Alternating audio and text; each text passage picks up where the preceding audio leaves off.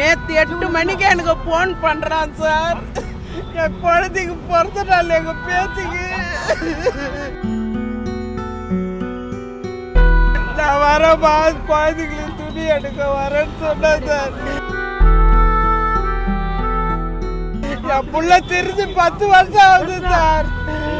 பழைய கேஸ் எல்லாம் முடிச்சுட்டு திருது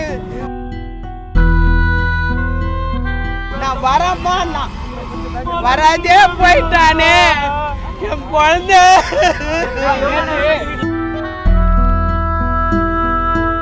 சூட் பண்ண குடும்பம் நாசமா போவோம்.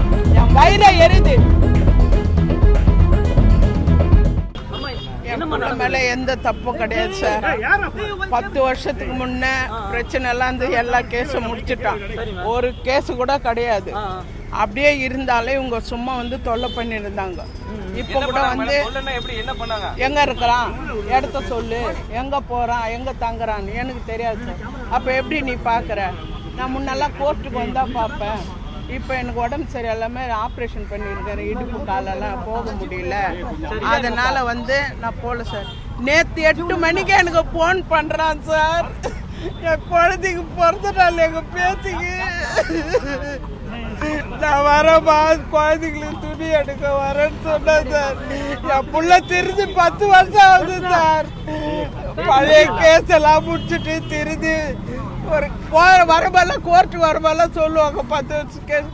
எப்போ ஒரு கல்யாணம் பண்ணிக்கோ உன்னை அப்போதான் போலீஸ் இது பண்ணுவாங்க கொள்வாங்கன்னு. போலீஸுக்கு இதுக்கு எந்த மோட்டிவும் இல்லை சார்.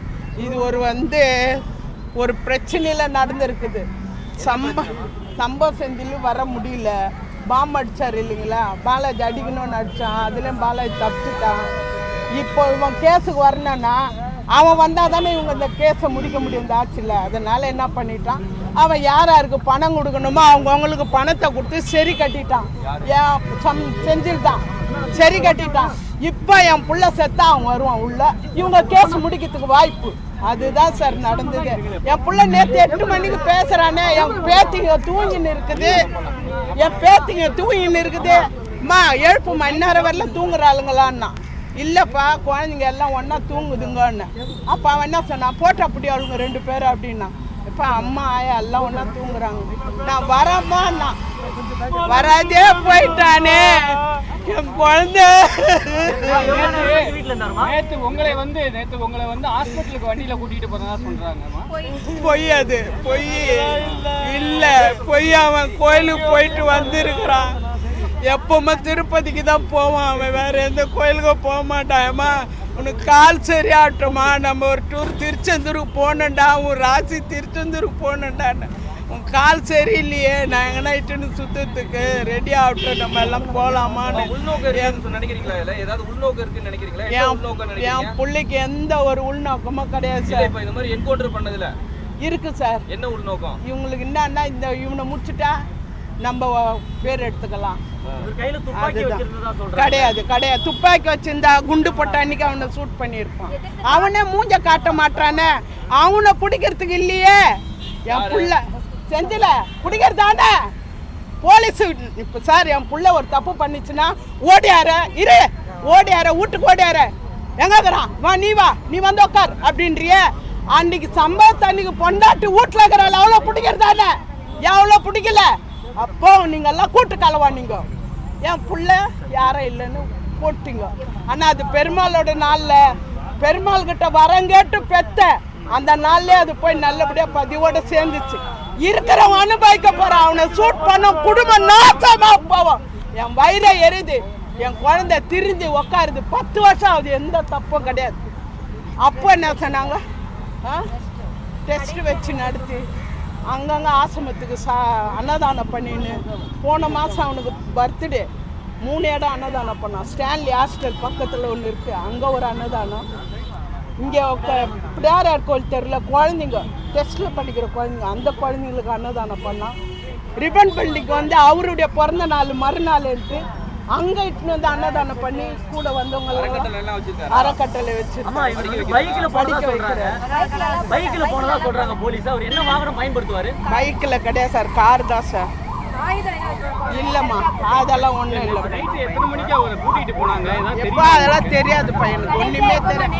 எப்ப நைட்டு கூட்டி போயிருந்தா நேற்று காலையில 7:30 மணிக்கு எனக்கு ஃபோன் பண்ணிட்டானே, நான் படுத்துன்னுக்கிறேன். லீவ் இல்லை, பசங்களுக்கெல்லாம் லீவ் இல்லை, பேத்திங்களை பார்க்கணும். இன்னைக்கு நாளைக்கு அந்த குழந்தைக்கு பிறந்த நாள். அம்மா நான் வரேம்மா, துணியெல்லாம் எடுத்துன்னு வரேன், கொஞ்சம் உடம்பு விழுந்துட்டுக்குது, என் துணியெல்லாம் எடுத்துன்னு வரேன், யாருக்குன்னா கொடுத்துடுமா அப்படின்னு சொல்லிட்டு போன தடவை வரும்போது துணியெல்லாம் எடுத்தாந்து துவைச்சி அயன் பண்ணி வைமா அப்படின்னு சொன்னால் சரிடா இன்னைக்கு வர.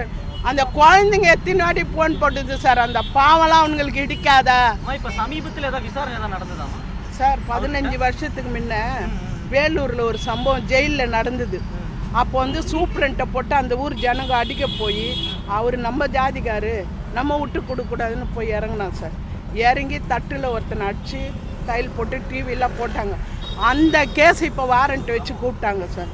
அதுக்கு டெய்லியும் போய் சைன் பண்ணிக்கிறான். முந்தா நாள் கூட கோர்ட்டுக்கு போய் சைன் பண்ணிக்கிறான் சார் வேலூருக்கு.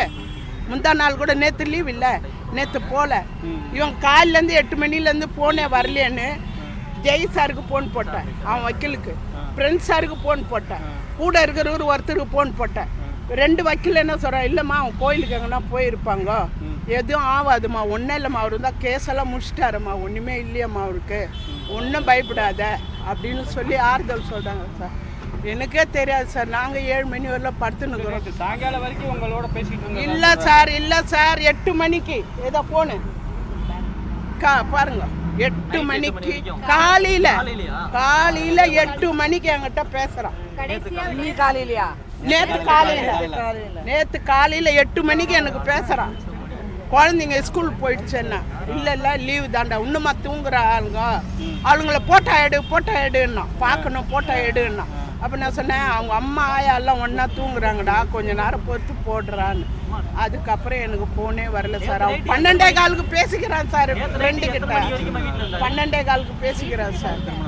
வீட்டுக்கு வர வீட்டிலே தங்க மாட்டான் சார்.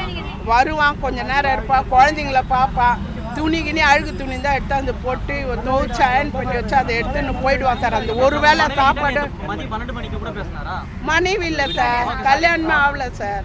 8 மணிக்கு என்கிட்ட பேசினேன், அவ்வளோதான் சார். 12 மணிக்கு யாருக்கிட்ட ஃப்ரெண்டுக்கிட்ட பேசிக்கிறான் சார். இது வந்து சதி சார், சதி. இது வேணும்னு பண்ணதான் நல்லா தெரியும். குழந்தைக்கு எந்த மோட்டிவும் கிடையாது, எந்த கேஸும் கிடையாது. சொல்கிறாங்களா 50 கேஸுக்குது 70 கேஸு, ஒரு கேஸும் கிடையாது.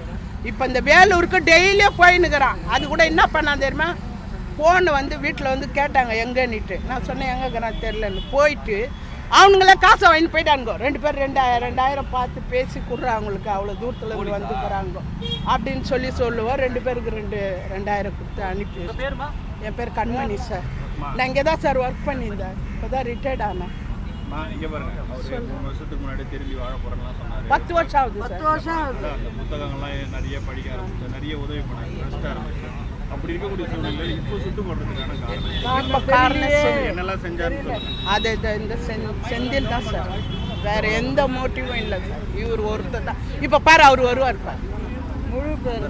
ஆமாம் அவர் வருவார் பாருங்க. ஏன்னா இந்த ஆட்சியில் வந்து இந்த கேஸை இந்த மாதிரி பண்ண முடியல, அவனை ஒழிச்சு வச்சுட்டு எதுவும் பண்ண முடியல. இப்போ அவன் இல்லாத நம்மளுக்கு அசிங்கமாகிடுமேன்னு இதுதான். என்னை என்ன பண்ணல, என்ன என்கவுண்டர் பண்ண விட நான் போகிறேன். அவனால தான் இன்றைக்கி என் பிள்ளை செத்தான். கோர்ட்டுக்கு வந்தவொடனே பாம் அடிச்சானோ சார் தேனாம்பேட்டை சிக்னலில். அப்போ என் குழந்தை சாவணும்னு சாவல, இவன் பண்ணதுக்கு தான் இவன் செத்துறான் சார். அவன் என் பாலாஜிக்கு விரோதமாகி 5-6 கொலை பண்ணிக்கிறான் சார். பாலாஜி கூட ஃப்ரெண்டு எல்லாரும் கொலை பண்ணிட்டான். ஆளை வச்சு 6-7 பேரை பண்ணிட்டான். ஆமாம் 6-7 பேர். பாலாஜி ஃப்ரெண்டை தாடி சுரேஷை பண்ணான், ஹாஸ்பிட்டலே வச்சு பண்ணான், தாடி சுரேஷை பண்ணான். அப்புறம் வந்து பொக்கரவியை பண்ணான். அப்புறம் இன்னும் 4-5 பேர் அவன் ஃப்ரெண்டுங்களே பண்ணிட்டான். அந்த மாதிரி பண்ணிவிட்டு இப்போ பாலாஜி வந்து அவன் ராசிக்கு இவன் மாட்டல, இவன் கையில் மாட்டல, அதனால இப்படி பண்ணிட்டான். எல்லாம் உடந்த, எல்லா டிபார்ட்மெண்ட்டும் உடந்த. ஆமாம் சார். போலீஸ் சுடுனா உண்மையில 50 கேஸுக்கு நான் சுட்டேன்னு சொல்லலாம் சார். ஒன்றுமே இல்லையா சார், அவங்க சுடுறதுக்கு சான்ஸே இல்லையே. கோர்ட்டுக்கு போயிட்டு வரானே, வேலூருக்கு டெய்லியும் போகிறானே. வேலூர் கோர்ட்டுக்கு போகும்போது போனை வந்து இப்படி அவங்க ஜட்ஜை பார்த்த மாதிரி பாக்கெட்ல வச்சுட்டுக்கிறான். கேமரா எடுக்கிற மாதிரி அந்த பக்கம் அவங்க போய் அந்த பக்கம் போயிட்டு இருக்குது. அவங்க என்ன நினைச்சினாங்க, நம்மள கேமரா எடுக்கிறோம் போல இருக்குது அப்படின்னு சொல்லிட்டு சொல்லுவோம். அவங்க என்ன பண்ணிட்டாங்க, கண்டிஷன் பெல் கையெழுத்து போடணும். ஜட்ஜி, வேலூர் ஜட்ஜி அதுக்கு டெய்லி மெட்ராஸ்ல இருந்து போயின்னு இருந்தா சார். முந்தா நாள் கூட போட்டுக்கிறானே வேலூர் போய் கையெழுத்து சொல்லு. செய்திகளை உடனுக்குடன் தெரிந்து கொள்ள உடனே சப்ஸ்கிரைப் பண்ணுங்க.